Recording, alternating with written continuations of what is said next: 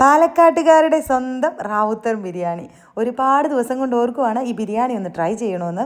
എല്ലാത്തിനും അതിൻ്റേതായ സമയമുണ്ടെന്ന് പറയുന്നത് പോലെ ഇപ്പോഴാണ് ആ സമയം എത്തത്. എന്തായാലും ഞാൻ കുക്കറിലാണ് ട്രൈ ചെയ്തത്. നല്ല അടിപൊളിയായിട്ട് കിട്ടിയിട്ടുണ്ട് കേട്ടോ. അപ്പോൾ എങ്ങനെയാണെന്ന് നോക്കാം. നമുക്ക് ജീരകശാല റൈസ് വേണം. ഞാൻ കൈമ റൈസാണ് എടുത്തിട്ടുള്ളത്. 1 കിലോ അടുത്ത് ഞാൻ എടുത്തിട്ടുണ്ട്. ഒരു പാത്രത്തിൽ അളന്നെടുക്കാം. എന്നിട്ടൊരു വലിയ പാത്രത്തിലിട്ട് നന്നായിട്ട് കഴുകി 20 മിനിറ്റ് സോക്ക് ചെയ്യണം. ഒരു 10 മിനിറ്റ് കഴിഞ്ഞ് വെള്ളം കളഞ്ഞിട്ട് മാറ്റി വെക്കണേ. ഇനി കുറച്ച് ചെറിയുള്ളി, വെളുത്തുള്ളി, ഇഞ്ചി ഇതൊന്ന് പേസ്റ്റ് ആക്കി വെക്കാം.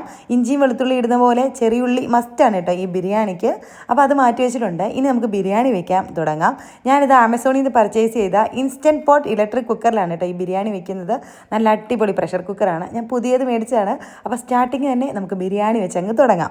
അപ്പോൾ ഇതിലേക്ക് വെളിച്ചെണ്ണ ഒഴിച്ച് കൊടുക്കാം കേട്ടോ. കുക്കർ ചൂടായി വന്നപ്പോൾ ഇതിൽ തന്നെ എല്ലാ ഓപ്ഷൻസും ഉണ്ട്. നമുക്കത് നോക്കി അവരുടെ കാറ്റലോഗ് അനുസരിച്ച് അങ്ങ് ചെയ്താൽ മതി കേട്ടോ. എണ്ണ ചൂടാകുമ്പോൾ അതിലേക്ക് നമ്മുടെ പട്ട, ഗ്രാമ്പൂ, ഏലക്ക അങ്ങനത്തെ വേ ലീഫ് അതെല്ലാം ഇട്ട് കൊടുക്കണം. പിന്നെ സവോള അരിഞ്ഞാണ്. ഒരു വലിയ സവോള അരിഞ്ഞിട്ടെടുത്തിട്ടുണ്ടായിരുന്നു, അതിട്ട് കൊടുത്തു. ഉപ്പിട്ട് കൊടുത്തിട്ട് ഇത് നന്നായിട്ട് വഴറ്റിയെടുക്കണം. സവോള നന്നായിട്ട് കളർ മാറി വന്നതിന് ശേഷം പച്ചമുളക് ഒരു 3 കട്ട് ചെയ്തതും ആ ഒരു പേസ്റ്റും കൂടി ഇട്ട് കൊടുത്ത് തക്കാളിയും കൂടി ഇട്ട് കൊടുക്കണേ. ഇതിൻ്റെ അളവുകളൊക്കെ ഞാൻ ഡിസ്ക്രിപ്ഷനിൽ കൊടുക്കാവേ. ഇനി തക്കാളിയൊക്കെ സോഫ്റ്റായിട്ട് വന്നതിന് ശേഷം നമുക്ക് പൊടികളൊക്കെ ചേർത്ത് കൊടുക്കാം. ചിക്കനൊക്കെ കഴുകി ഒന്ന് വെള്ളം വാരാൻ വേണ്ടി മാറ്റി വെച്ചിട്ടുണ്ട്.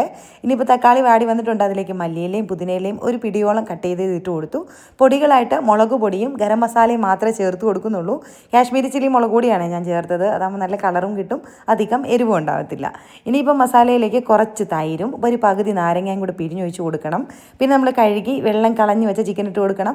പ്രത്യേകം ശ്രദ്ധിച്ചോണം, വെള്ളത്തോടു കൂടിയുള്ള ചിക്കൻ ഇടരുത്. വെള്ളം കളഞ്ഞിട്ട് വേണം ഇട്ട് കൊടുക്കാൻ. കാരണം ഞാൻ പറയാം കേട്ടോ. ചിക്കൻ ഇട്ടിട്ട് ഒന്ന് അടച്ച് വെച്ചിട്ട് ഒരു 5 മിനിറ്റ് ഒന്ന് വേവിച്ചെടുക്കാം. അത് മതിയാവും. ഇനിയിപ്പോൾ നമുക്ക് ഈ ചിക്കൻ ഒരു 5 മിനിറ്റിന് ശേഷം ഇളക്കി കൊടുത്തിട്ട് നമ്മൾ അരിയുടെ വെള്ളമൊക്കെ കളഞ്ഞ് വെച്ചിട്ടില്ലേ അതങ്ങിട്ട് കൊടുക്കണം. വീണ്ടും ഒന്ന് മിക്സ് ചെയ്യാം.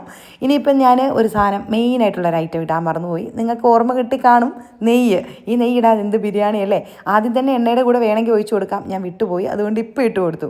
നെയ്യ് ഒഴിച്ച് കൊടുത്തിട്ട് പിന്നെ തിളച്ച വെള്ളം വേണം. അരി എടുത്ത ആ പാത്രത്തിന് 1.5 കപ്പ് തിളച്ച വെള്ളമാണ് ഇട്ട് കൊടുത്തത്. ഉപ്പും കൂടി ഇട്ട് കൊടുക്കണേ, അത് കാണിക്കാൻ മറന്നുപോയി. പിന്നെ കുറച്ച് ഇലകളും കൂടി ഇട്ട് കൊടുത്തിട്ട് ഒന്ന് മിക്സ് ചെയ്തിട്ട് അങ്ങ് അടച്ച് വെച്ച് ഒരൊറ്റ വിസിലടിച്ചാൽ മതി.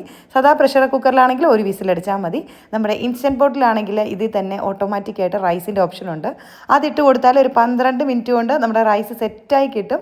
അതിനുശേഷം എയർ ഓപ്പൺ ചെയ്തിട്ട് ഇതുപോലെ അങ്ങ് മിക്സ് ചെയ്തെടുത്താൽ നല്ല അടിപൊളി, ഒന്നും ഒട്ടിപ്പിടിക്കാത്ത നല്ല പെർഫെക്റ്റ് പാലക്കാടൻ ബിരിയാണി റെഡി ആയിട്ടുണ്ട്. ഇനി ഞാൻ മേടിച്ച ഈ instant pot electric pressure cooker നിങ്ങൾക്ക് വേണമെങ്കിൽ ആമസോണിൽ കയറി പർച്ചേസ് ചെയ്യാം.